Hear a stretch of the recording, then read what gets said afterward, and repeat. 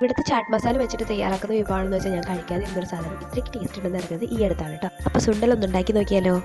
Pan അടുപ്പിൽ വെച്ച് cooking oil ഒഴിക്കുക. ചൂടായ ശേഷം 1 ടീസ്പൂൺ കടുകിട്ട് കടുക് പൊട്ടിയ ശേഷം 1 ടീസ്പൂൺ വലിയ ജീരകം, 2 പച്ചമുളക് കീറിയത്, 2 തണ്ട് കറിവേപ്പില. ഇത് മൂത്ത് വന്നാൽ 1/4 ടീസ്പൂൺ കായപ്പൊടി, 1/4 ടീസ്പൂൺ മഞ്ഞൾപ്പൊടി എന്നിവ ചേർത്ത് ഇളക്കുക. ഇതിലോട്ട് ഉപ്പിട്ട് വേവിച്ച് വെച്ച കടല ആഡ് ചെയ്യാം. കറുപ്പ് കടല അല്ലെങ്കിൽ വെള്ളക്കടല ഇല്ലേ, അതായാലും യൂസ് ചെയ്യാം കേട്ടോ. എല്ലാം നന്നായി മിക്സ് ചെയ്തിട്ട് ഇളക്കുക. അതിനുശേഷം ഒരു കൈപ്പിടി നിറയെ മല്ലിയില കൊത്തിയരിഞ്ഞെടുത്തതുണ്ടല്ലോ, അതും കൂടെ ആഡ് ചെയ്യാം.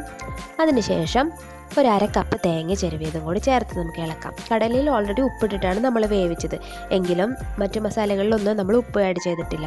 അതിൽ വേണമെങ്കിൽ കുറച്ച് ഉപ്പൊന്ന് തൂവിയിടാം കേട്ടോ.